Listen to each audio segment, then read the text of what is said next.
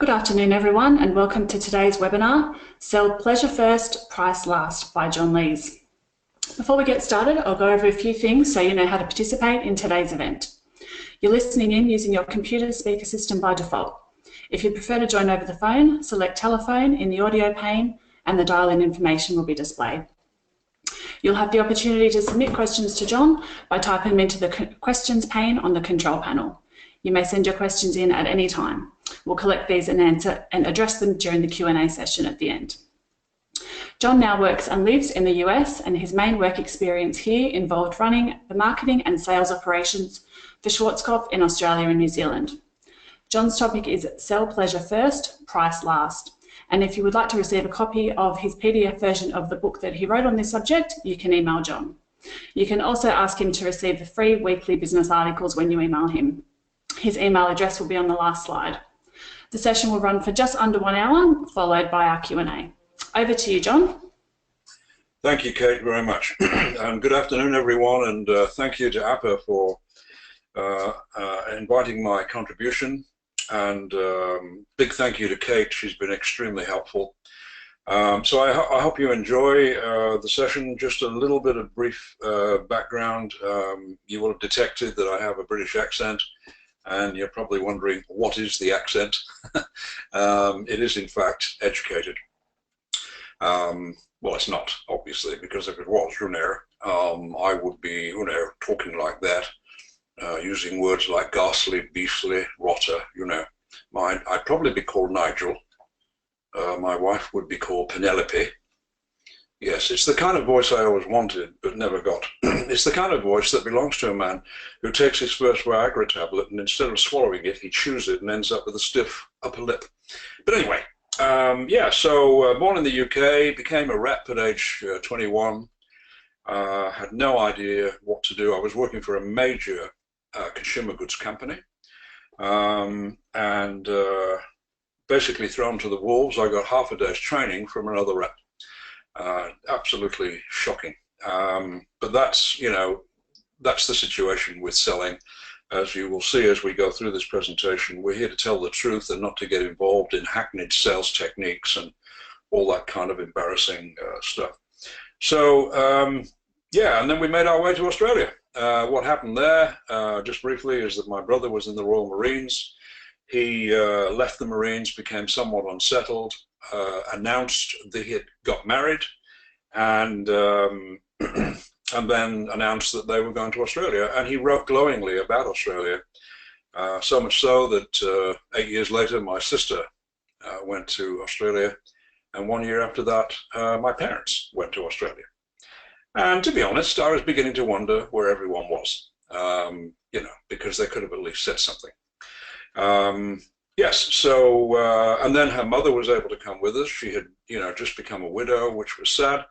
But the good news was that she was able to come, and my wife felt better that her mother was there. Her mother, by the way, was a test pilot in a broom factory. So there you go. I'm just joking. She was a lovely lady. So spent 45 years in Australia, and as Kate said, I ran the marketing and sales operations for the Schwarzkopf company, and up against great companies, L'Oreal and Weller, #1 and #2 in the world. And eventually they became #2 and #3 in Australia and New Zealand. The reason for that was not that we had better products or that our service was necessarily any better. The difference was that we had a group of customers in both countries that we met with 3 times each year. It started off in an accidental way, but then we decided to keep it going because it was so valuable to us, not only to get feedback, which was depressing, sometimes to hear that we weren't doing things correctly, also occasionally some very positive feedback, but mainly to find out that their greatest need wasn't buying products from our company, L'Oreal, Weller, or anybody else. It was running their business. These were very nice people, mostly salon owners, and the people that were on what we call the customer board did business with us, they did business with our competitors, so there was nothing unseemly about the connection that we had. It also went on for 8 years, by the way. They had a better time than we did. They loved the meetings. But what it meant is that we became better connected to the market. And I can't tell you how many organizations think they're connected when in fact they're not. You hear, people say things like, I've been in business now for 40 years, that kind of thing, and it's supposed to sound as if they know what they're talking about. And the news is that you could live in a chicken coop for 30 years and you won't turn into a chicken. Or go and live in a garage and see if you turn into a vehicle. You won't. It's not how long you've been in the industry, because I've met some very progressive, productive young people. It's how long has the industry been in you, and how can it get into you unless you go looking for the information and you create the right kind of connections. Excuse me. So yeah, so we did very well out of that, and now all these years later, we're now into our third year in the US, very much enjoying ourselves. Interesting to witness business in America. All the same problems, by the way, as in Australia and elsewhere. So when we arrived, which was December 2014, the only problem is that the container carrying our personal effects didn't arrive until late March the following year. And I was so glad to see it because I had really missed my wife enormously.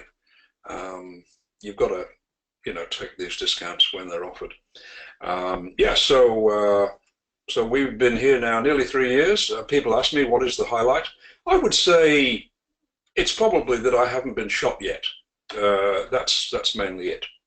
But anyway, let's get started. We're going to start by looking at the way things are in the marketplace. So there you can see on the left-hand side all the people in business. You're in there somewhere, I'm in there somewhere. As a matter of interest, you will always be there. I know that some people say, well, what do you mean? I'm going to retire one day. Well, of course you can. That's entirely up to you. However, when you are retired, you will be a customer of businesses. And also you will have children perhaps and grandchildren, and they will go into the world of business. So it behoves us to have a good attitude about business. I mean, essentially, your business is supposed to help people like me, and my business is supposed to help people like you. I wouldn't complicate it much beyond that. The only question, and we'll cover it in this session, the only question is, what does help mean? Because in most organizations, it's simply giving good service, which is a basic entitlement for customers. And as I said, some people have lousy attitudes about business. I was talking to one guy here, and I said, how long have you been in this business? He said, I've been in this business now for 25 years. And I said, okay, and why are you in this business? He said, I'm in this business to make money. I said, okay, to do what? He said, get out of business. Oh, that's very motivating. Thanks for sharing that with me. So, have a good attitude about business. So there's the pyramid of people on the left. Then we look at the pyramid of results on the right. When I say results, I'm talking about the success they have in their business, the purchases they make with you, and so forth and so on.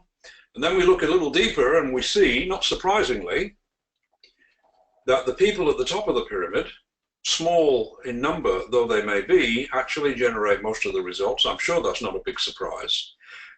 These people are not a protected species. They face the same external conditions as everybody does. But they understand that success is an inside job.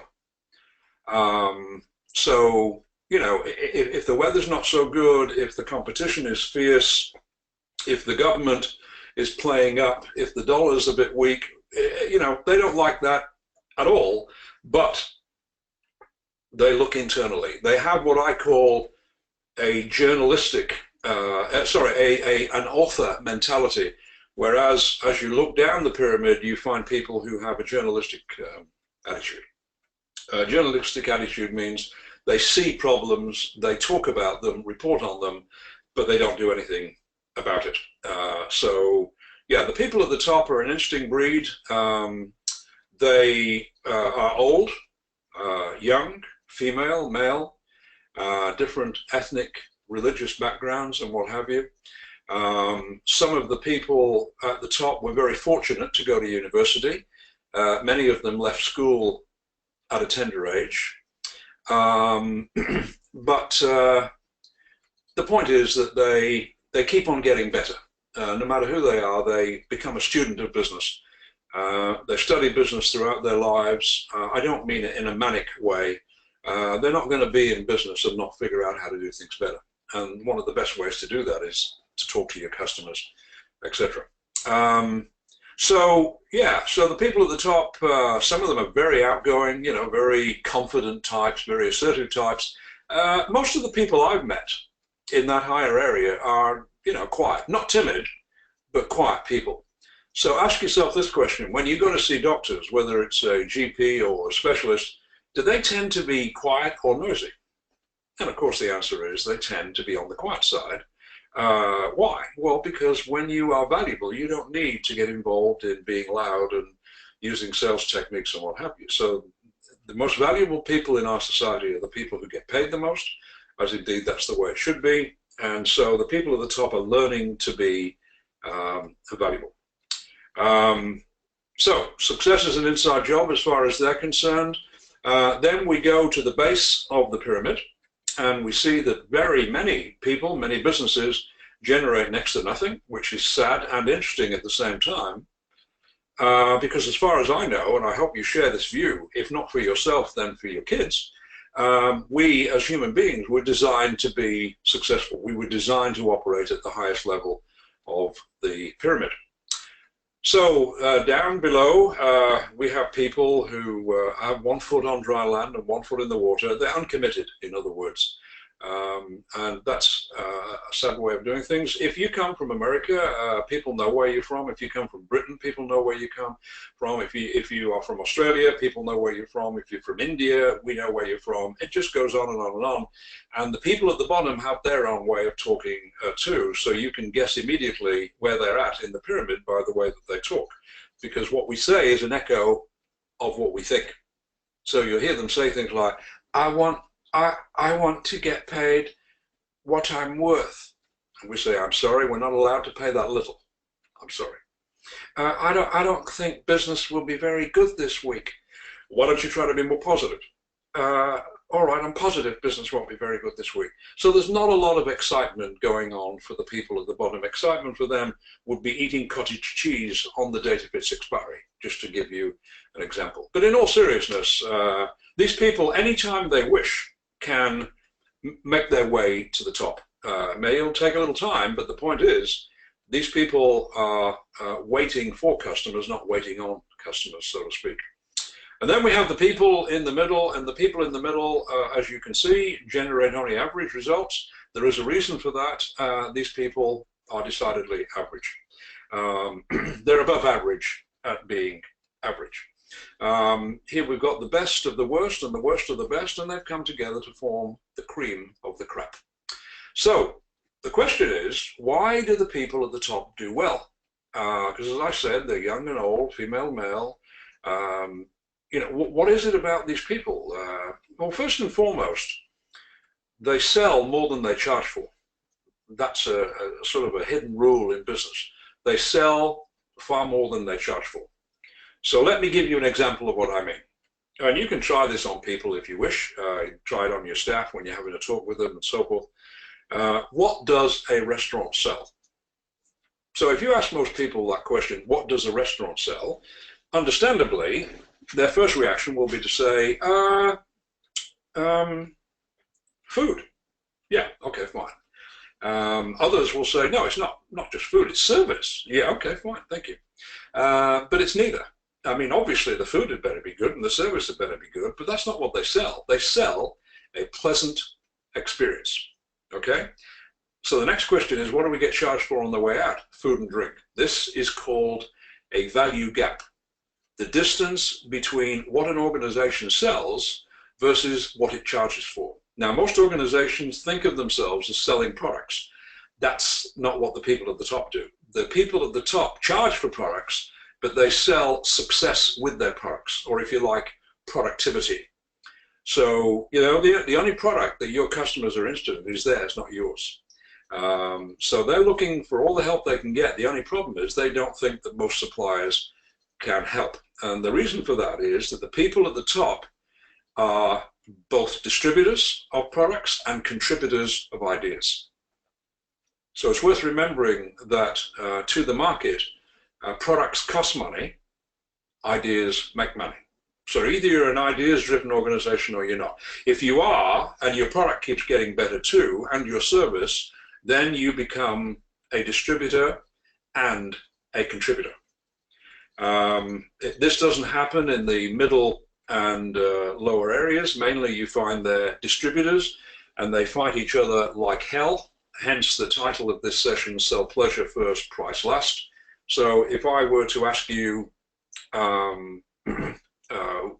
where's the price of a book?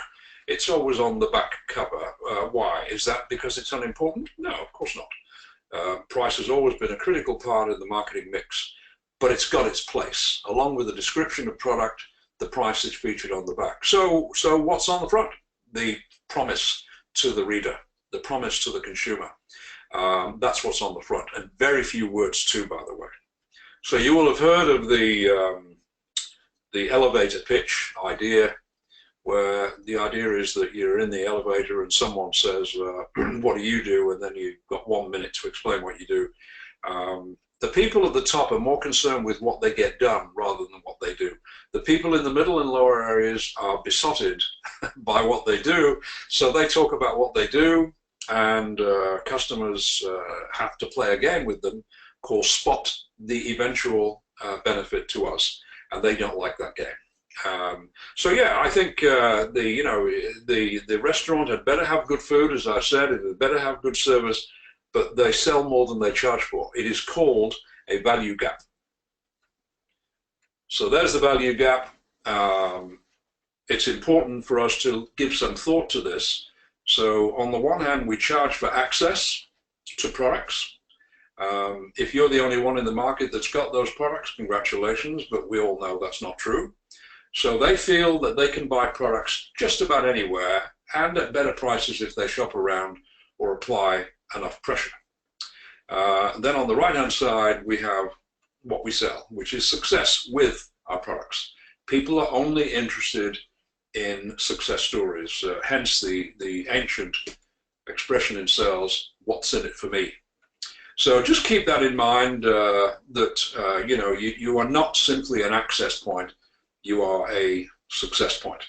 Otherwise, you're going to be, as I said, in a fight for price over and over and over again.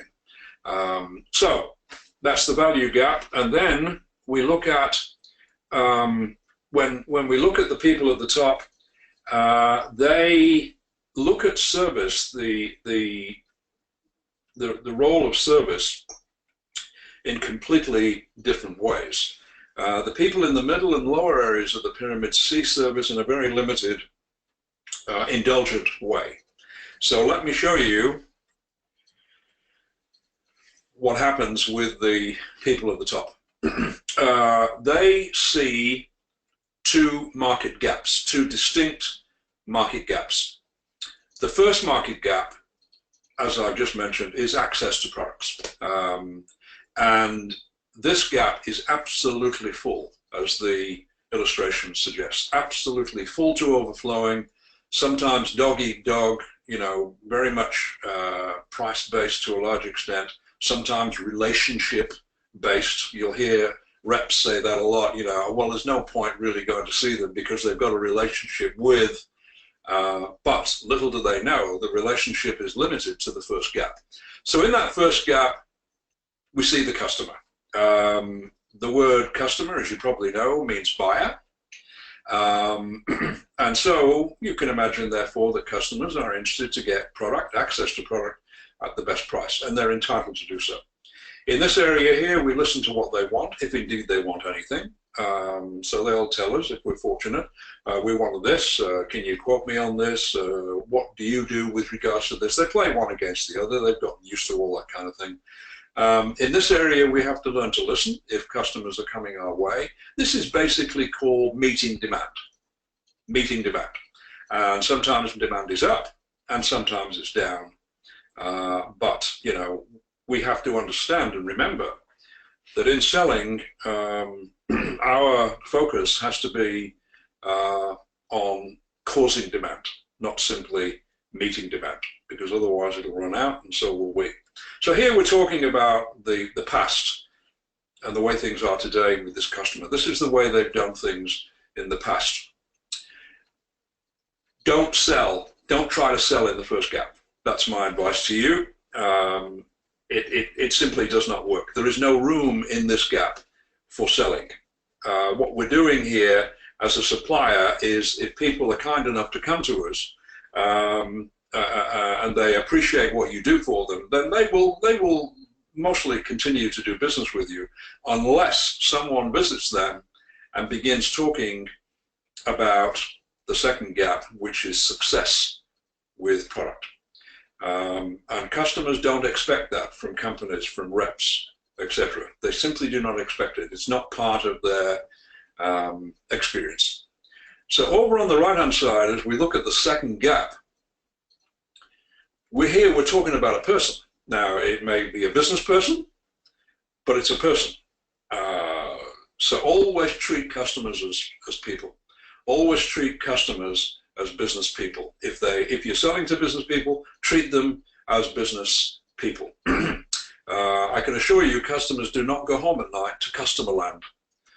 They are customers. They don't mind being called customers. It's okay for us to call them customers, but the point is they're business people, and we must focus on their needs. So that's the second point there, is that they have needs, and that need is for success. It's about as simple as that. In this area, therefore, we have to learn to lead the discussion. In this area, we're dealing with the future. We're dealing with the future starting tomorrow. Yeah, so very important. And the second gap, as you can see, has hardly been developed at all. It's a massive area of opportunity, a massive area of potential. And as you may know, the word potential is built on the word potent, meaning latent power waiting to be released. So it's a huge area of opportunity. Now, first and foremost, the customers cannot see the second gap. They know nothing about it at all, nothing.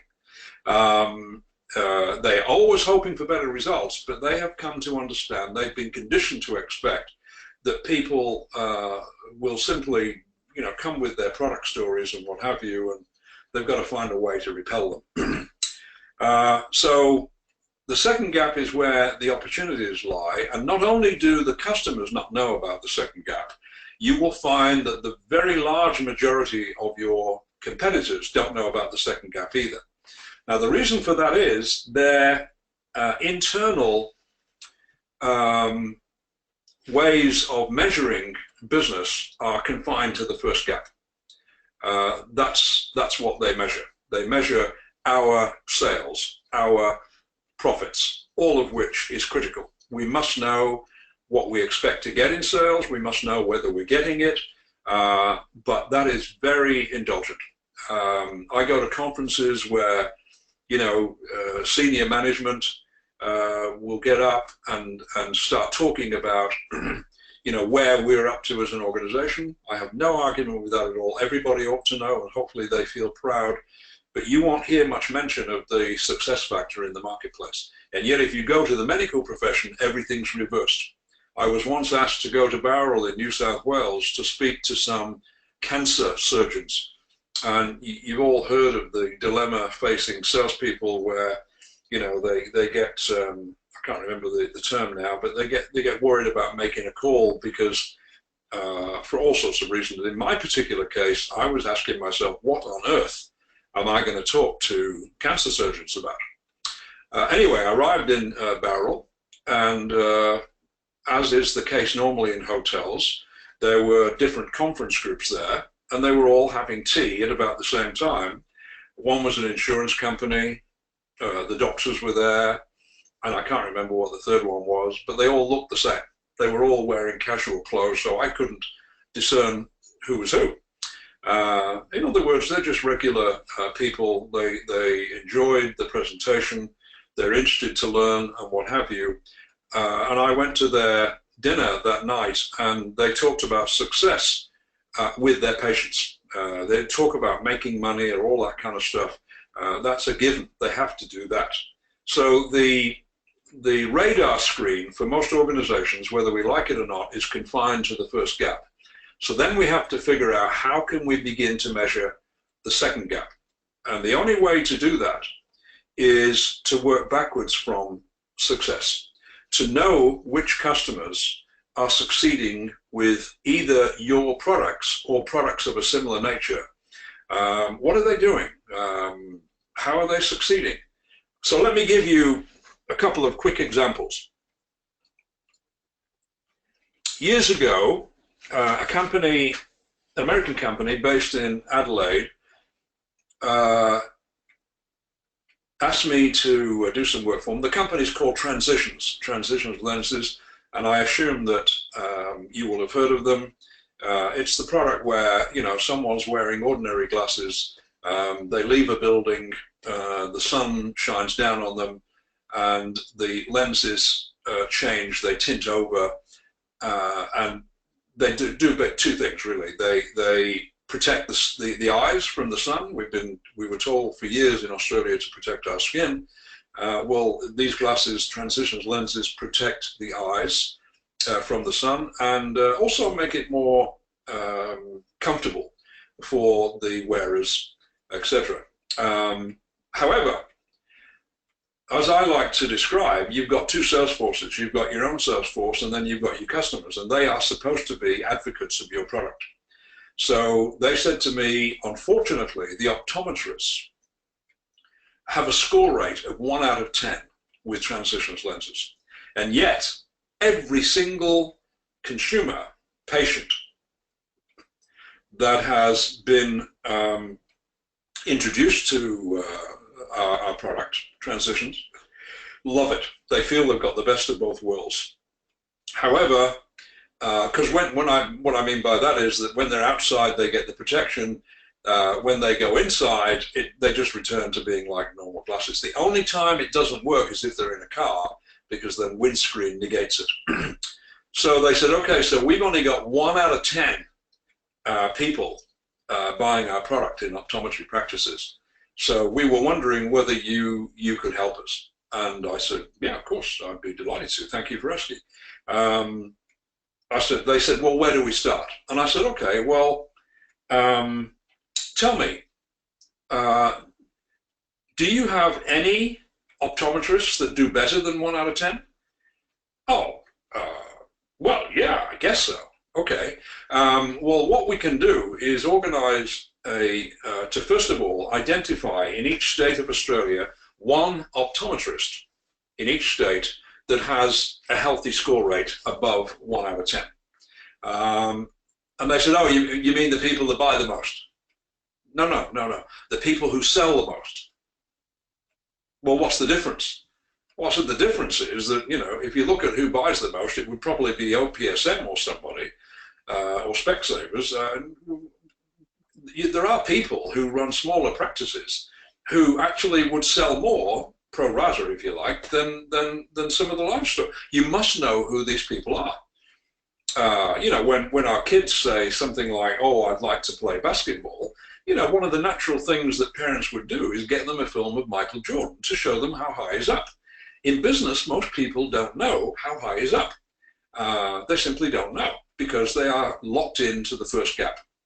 So anyway, here's the news. It took them 4 months to find one optometrist in each state that had a higher score rate. The average higher score rate was 4 out of 10, which was pretty good, 4 times the market average. But one man in Cairns, he had a score rate of over 9 out of 10 on a consistent basis. The Michael Jordan of Transitions lenses. And nobody in management knew anything about him. He had a practice of about 15 people, very quiet gentleman. And we had a meeting at the advertising agency in Sydney. And so we met with one person from each state. Average, as I said, was 4 out of 10, which was great. And we can learn from those people. But then Michael Jordan was there as well. And when everybody found out that he had this unbelievable score rate, everybody naturally wanted to know, well, how do you do it? As I said, he was a quiet guy. And so when one or two people said to him, well, how do you do that? How do you score 9 out of 10? Because, by the way, the greatest impediment to sales success, it appears, was that the price is pretty high. And that sort of, unfortunately, has the effect of, dampening people's enthusiasm. So they love the product, but boy, it's quite expensive. So when they asked him, what do you do? He said in a very quiet manner, and by the way, what he said was hilarious, but he didn't know it was hilarious because he didn't mean it to be. He said, well, I think the reason we do so well is our customers are not allowed to leave the practice without transitions lenses. So we all started laughing because the vision we had was that he was handcuffing them or something or whatever. But the point is, he said, no, I'm sorry. He said, let me explain. He said, we have a card for each of our patients and what have you. And we also create one for every customer that comes in to buy frames and so forth. And he said, we know what our customers face, in the outside world on a daily basis, whether they go to sporting events, how they travel to work, how they spend their time at the weekends, whatever it happens to be, in the garden and so forth. We know basically what they do, and we know how many people need transitions lenses. He said, so we found at first it was difficult to sell them. And so eventually we decided to facilitate the sale. So we then started to say to people, look, we showed them the lenses, they loved the idea. And then we said these lenses are more expensive than others. However, if you would like to maybe take 6 months to a year to pay for them with an interest rate applied, then we will be happy to do that for you. And they got tremendous response to that. And so not only did they have a fascinating view of selling service, really, they also had a good way to facilitate the sale. Now, the company knew nothing about what he was doing. They knew nothing about the others either, by the way. So the question to ask yourself, in order to establish the measurement of the second gap, and parts of this are in the book, by the way, Sell Pleasure First, Price Last. As Kate mentioned, at the end of the session, when you get my email address, you can just send me an email and I'll send you a PDF version of the book intact as when I wrote it. I've written 12 books, by the way, altogether, and I'm not boastful by nature, but that is 11 more than God. Now, yes, so he was unknown to the company. They knew nothing about what he was doing. So if you're looking for people who can introduce you to the second gap, which is the distance between the average and poor performing customers and the high performing customers, then you need to ask 4 questions. So here they are. Question number 1, what result are they achieving? This is the first and the most important thing that's going to take everybody, to get their attention. What result are they achieving? Number 2 is, what is their motivation? Why did they take this product more seriously than anyone else? Most people are into upselling. Professionals are into upserving. They don't like phrases like upselling. It sounds like pressure rather than pleasure. So hence the title of the book, Sell Pleasure First, Price Last. And we have to ask ourselves, what is pleasure to the customer? And it's based on the satisfaction of their needs, not pacifying them, but satisfying them. So number 1 is the result. Number 2 is their motivation. Why did they choose to do it? Because motivation is a critical factor in life and business. The third factor is, what strategy or strategies did they use in order to achieve the very high level result, extraordinary high level result? What strategies did they use to achieve it? And the fourth question, which might escape most people, is what did they do wrong along the way? Because I don't think you'll ever find anyone who did something right who didn't get it wrong on the way to getting it right. And those people are never put off. As with you know, the gentleman who invented the light bulb, Thomas Edison, his famous comment, I think, was that he had tested, you know, went through 1,000 experiments before he came up with the light bulb and what have you. And I think all of us should be very grateful to Thomas Edison, because if it wasn't for him, we would be watching television by candlelight. Now, so the second gap is measured by the distance between their performance, high-level performance, and the performance of the market in general. And as you will see in the book, if you choose to get a copy of it, and it's free, by the way, because I think it would be helpful to you to have that book as a reference point with lots of examples in it. And also it goes into some detail, not about the second gap as such. I talked about need in the book, but later on, you know, a few years ago, I began to look specifically at the fact that there are two market gaps.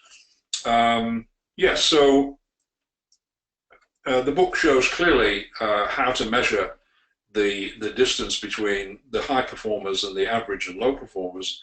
And you know, there's no question that you know, we can help people to improve. Very few of them will reach the level of the highest performers unless they've got the motivation and the strategy and so forth. But at least they will improve what they're doing, and that's the most important thing. So ultimately, therefore, you sell success, and therefore you must have success stories to sell. So the second gap is massive. I can give you other examples. I think one or two of them are in the book. Certainly they were in later books that I wrote. You know, the things that I've been involved with. For instance, when I started at Schwarzkopf, I was head of sales at Schwarzkopf, and what happened was that I found one salon in Sydney that were buying 10% of all we produced of just one product, and we had several thousand salons that we did business with,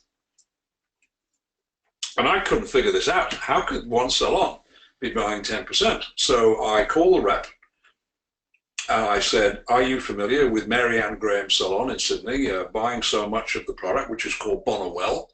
Bonnewell was, by the way, a tube containing special cream, which when mixed with hot water and applied to the hair and scalp, had a curative effect, helping with dry, broken, brittle, damaged hair, and all that kind of thing. We didn't sell much of it. It wasn't a big deal product, but this lady, nevertheless, was buying 10% of all we produced. And so I said to the rep, whose name was Eric, do you know about this customer? And he said, oh, yeah, she's buying heaps. I said, yeah, that's right, she is. So what's she doing, Eric? Oh, I don't know. What do you mean you don't know? Well, I don't know, but I'm glad she's buying so much. So he had no idea. I then asked the local sales manager, and he didn't know either, which is fair enough because he was office bound. And one of 5 managers that I let go within my first 6 months of working in the company, not because I like doing that kind of thing, but because they had their own agenda. Even though we went to meetings together to discuss what we were going to do, and I didn't dominate proceedings, they you know, we would get agreement and what have you, and they would buy into it, but then they would go back to their respective states and do their own thing, like as if I wouldn't know. Well, I can tell you one thing. You know, good managers know exactly what's going on in the marketplace, for you know, in a variety of ways. But anyway, so I then contacted Mary Ann Graham, and I said to her, Mary Ann Graham, I'm the national sales manager of Schwarzkopf, and I've discovered that you are buying 10% of all we produce of Bonnewell. She said, no. I said, you are? No, you are. I said, what are you doing with it? Are you eating it? What are you doing? And she laughed and she said, well, it just so happens, Mr. Lees, that we discovered that it would be very helpful to our customers.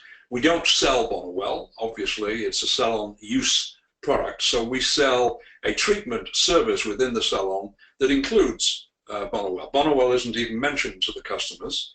We always like to have the opportunity, if you go out of business or, you know, stop produce in the line that we'll be able to get someone else's product. But the point is, we found a way to successfully introduce the idea of the treatment to our customers, and we've still got a long way to go, but our staff know exactly how to present it, blah, blah, blah. And she said none of the ideas we got from Schwarzkopf. None. We got the product, but no ideas. So that, again, indicates that our company had no knowledge of the second gap. We were so busy watching our own sales that we forgot to look at the success that customers had. So I said to her, well, could you tell me, please, what it is you're doing? Because I was very eager to find out. I said, I have, responsibility for 4,000 or 5,000 salons. I would very much like to know what you do. She said, are you serious? I said, yeah. She said, okay, come to the salon, because I'm not going to tell you over the phone. And I remember thinking, damn, fancy having to leave the office. Anyway, we had a farewell party for me. And then I went to her salon. And what I saw was remarkable. She had really taken our product with none of our help other than how to use the product. And she had created a success story with her customers. And she explained the whole thing to me. And I said, well, I told you on the phone that I have responsibility for helping 5,000 salons. Would you mind if I told other salons about your idea and credit you with the idea, etc.? She said, you can tell who you like. Just don't tell the salon down the road, which I thought was fair enough. So I then did. I wrote an article about it. I sent it to all of our customers, and I'm sure that many of them had an increase and what have you, not to anything like what she was doing, but that had an enormous impact on our results, because now we were selling success with our products, not simply access to our products. So the second gap is absolutely critical in business. I might add, by the way, very importantly, you cannot operate in the second gap if you're no good in the first gap. So for instance, if you've got a supplier that gives very average service, they're not dependable and so forth, you can't get into the second gap. If you can't be trusted in the first area, which is basic reactive service, you can't get into the second gap, which is proactive service.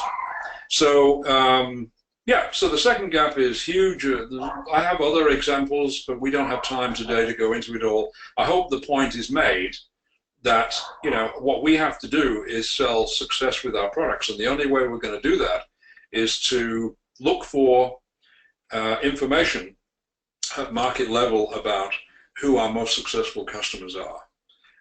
And then unravel the story, and with their permission, because I'm not advocating we steal information, with their permission we then use the story for the benefit of non-competing customers. So that's the second gap. So now if we look at how salespeople conduct themselves, remembering that salespeople dance to the tune of management, so don't leave them to their own devices, because in many cases they haven't got any. So it's important that we teach salespeople what I call Code 213.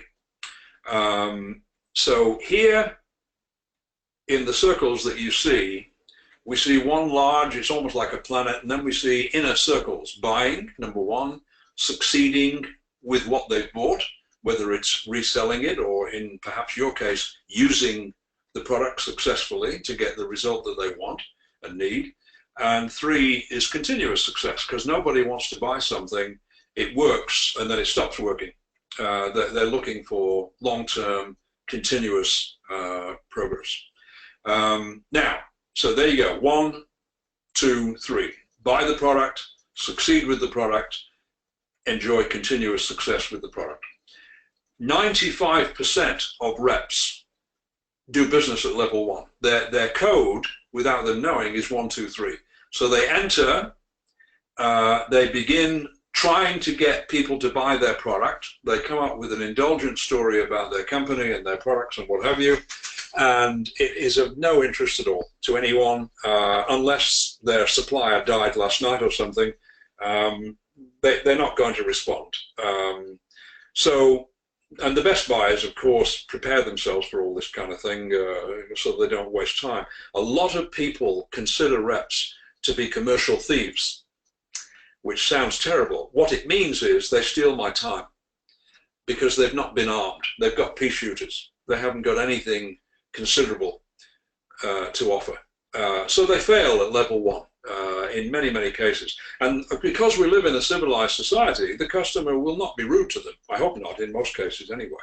What they will say is, you know, that's interesting, and I've got a meeting to go to. So look, do you happen to have a card at all? Oh, yeah. Okay, good. Do you have a brochure? Yeah, I do. Yeah, okay, that's fine. So, you know, leave me your card, leave me your brochure, and yeah, and then I'll get back to you as soon as I can. Oh, great! Thank you so much. And that's it. And then they put in their CRM report. Customer appears interested. Will follow up soon. It isn't going to happen. Code 213 is the reverse.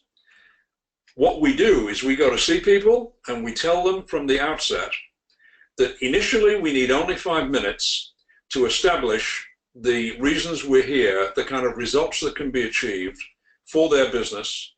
If that 5 minutes doesn't prove interesting, then we can quit, and at least we didn't waste each other's time. And inherent within that 5 minutes, what we've got to do is show respect for their current buying situation, because if they needed to buy differently, they would have called you, but they didn't call you. So what we have to do is say, look, I assume you've got all the products you need and what have you. Nothing I have to say will interfere with your current supply situation with the incumbent suppliers.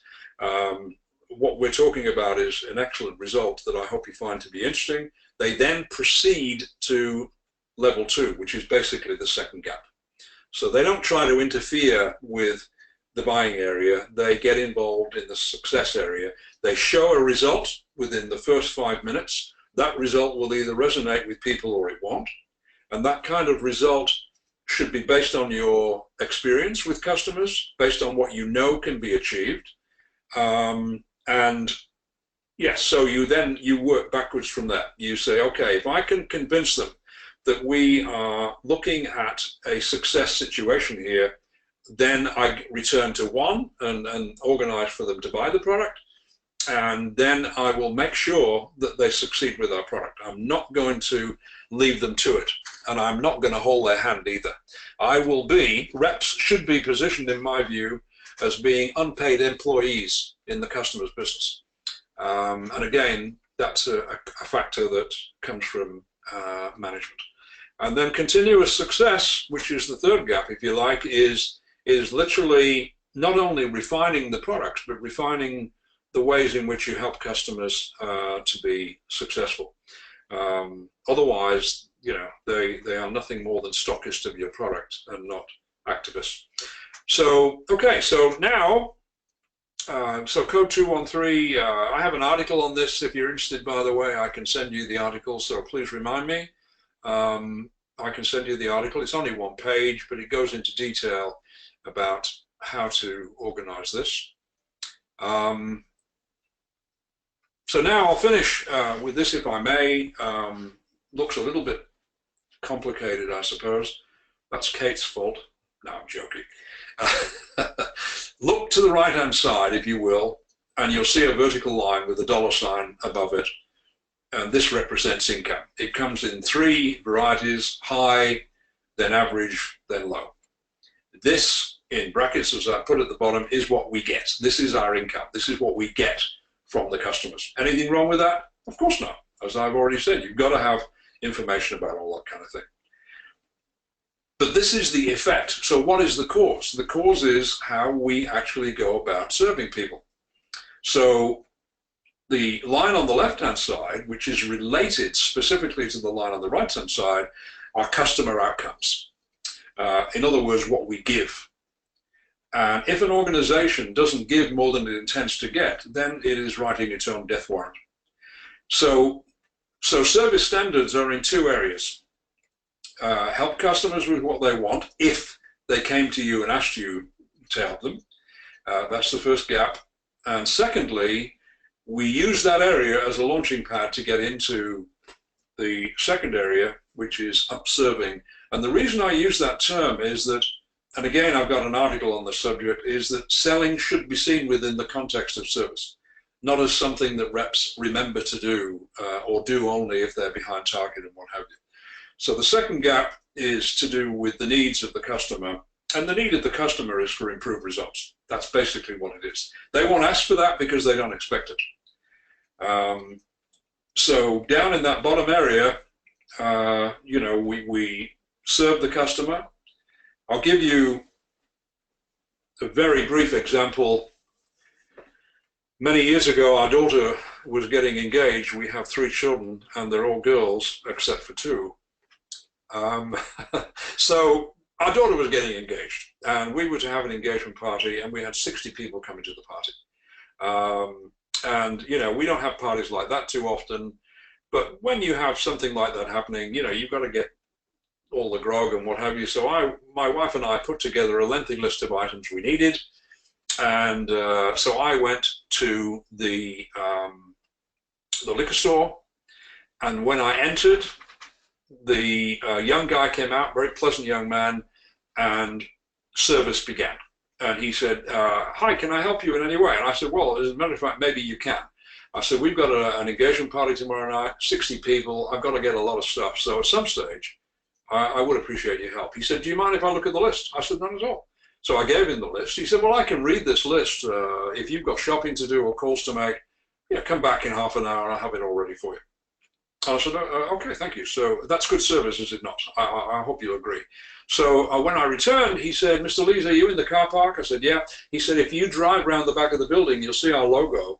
2 of our guys will help you to put the stuff in the car. Fantastic. Excellent service. I then went home. The following night, we had the party. I was the host of the party. I'm going up to some of the guys. Hi, can I get you a drink? Oh, yeah, thank you. I'll have a Guinness. Damn, I didn't get Guinness. Why didn't I get Guinness? I don't drink it, never even occurred to me. But people are nice at parties, are they not? And they'll have something else, but it makes you feel bad not to give your guests what they want. And then I was going up to very young people and asking them, what can I get you? And when they asked, I thought they were requesting drugs. I had never heard of the drinks. You say, are you dumb? Apparently I am, yeah. You know, when it comes to being supplied, I expect to be dumb. I don't want to be an expert on someone else's product. I'm trying desperately to be an expert on mine, not theirs. So, yeah, but all he had to do, the young man, all he had to do was say to me, lest anyone thinks it takes an eternity to get from the first gap to the second gap, all he had to say was, Mr. Lees, look, I've got everything ready for you. 2 quick things. You don't have any of the ready-mixed drinks, really, that young people like to have. So would you check with your daughter, please, and her boyfriend? There's my card. And then just, you know, give us a call and I'll get it ready for you. When is the party? Tomorrow night. Gives us plenty of time. And also, you've only got 2 kinds of beer, and sometimes people want something a little different. So just let me know and I'll get it all ready for you. That's all he had to do. But he didn't do it. And because he didn't do it, I succeeded in the store as the customer, and I failed in my home as the host of the party. Why do you think we buy things? It's to succeed, as I've been saying. Was it his fault? No. He works for the kind of company that concentrates on the right-hand vertical, the income line, and not on the customer outcomes line. So, yeah, and the need, by the way, of any customer basically is, if there's a better way to do this, would you mind letting me know? That's all. That's what the need is. Just let me know what it is. Don't worry about whether I will agree with you, because it's my decision, not yours. And the number 2 is showing there that the second need they have is, please help me to make that decision. Please help me to make that decision. And down in the want area, there's 2 factors relating to want. One is the product they want to buy, and the second is how they wish to be treated during the transaction process. I assume that's important in your business. The question is, why don't customers tell us what they want in terms of service? And they don't, and we don't. I'm sure you don't go to restaurants and say, corner table for 4, please, and here are some notes on how we wish to be treated while we're here tonight. You know, it's a given. If they don't do it, then that's the end of that. So when you operate in the first gap, and you get to that midway line where you can see the two arrows, you're very, very good at first gap service. You will know what it's like to have average income, as you can see, pointing to the right-hand side. So now you've arrived at the starting line of business, not the finishing line. Now you enter the second gap. The secret of profit isn't charging more than anyone else, it's avoiding the pressure to charge less.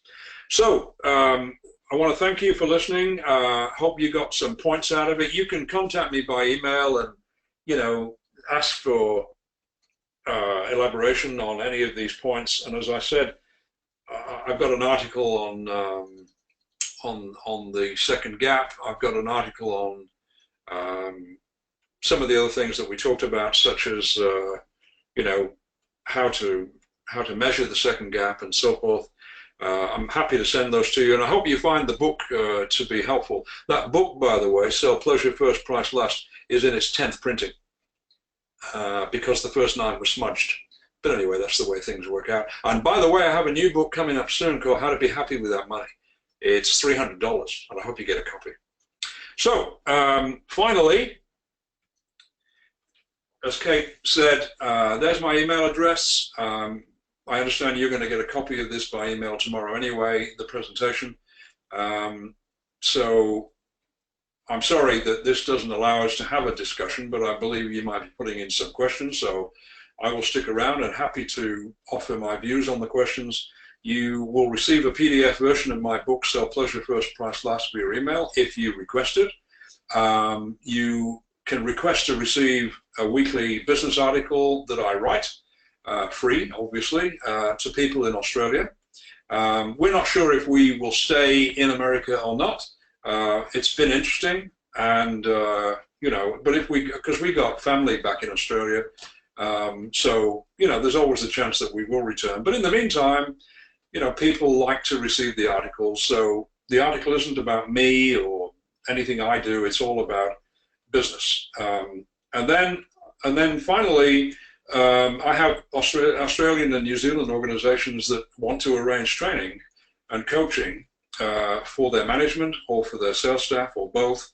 And I run those sessions by Skype. They're $750 Australian per session.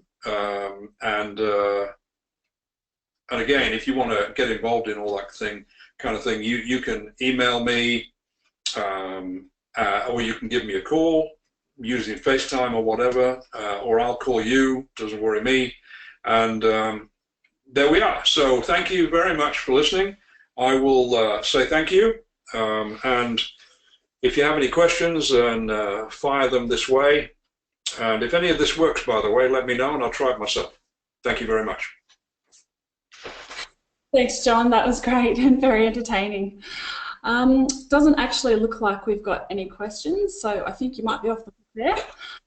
If you do have any questions for John at a later date, his details are on the screen. And don't forget, if you'd like the PDF copy of the book that he's written and would like to sign up to John's free weekly business articles, just get in touch with him and request it.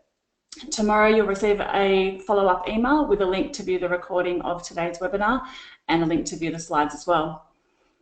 So still no questions. So on behalf of John and Appa, thanks everybody for joining us today and have a great afternoon. Yes, and just one last thing, Kate. I've shown my phone number down there. That is my cell phone number, as they say here, the mobile number. I was going to give you my home phone number, but I have decided not to give it. And the reason for that is that apparently our number is very close to the local meteorological office. Well, I think it is because some guy keeps ringing up and asking if the coast is clear.